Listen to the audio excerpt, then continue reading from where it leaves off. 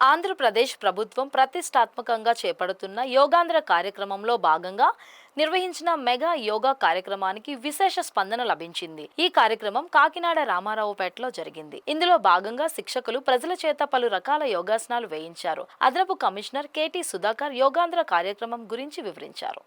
ఐక్యరాజ్య సమితి ద్వారా ప్రపంచవ్యాప్తంగా ఈ యొక్క అంతర్జాతీయ యోగా దినోత్సవం నిర్వహించాలని సంకల్పించి ఆ ప్రయాణంలో అత్యంత ఐక్యత కోసం మనం ఏదైతే పాటుపడుతున్నామో దాన్ని ఆ ప్రయాణంలో మరింత ముందుకు వెళ్ళాలనేటువంటి ఉద్దేశంతో తీసుకుని ఈరోజు ప్రపంచవ్యాప్తంగా ఈ యొక్క కార్యక్రమాలని చిట్ట చివరి ఏదైతే ఉందో ఈ దీని పట్ల మరింత అవగాహనతో మనం ఇక్కడ తెలుసుకుని ఇంకా మన యొక్క క్షేత్రాలకు వెళ్ళి మన యొక్క కార్యాలయాలకు వెళ్ళి మన యొక్క వాటికి వెళ్ళి దీన్ని ఇంకా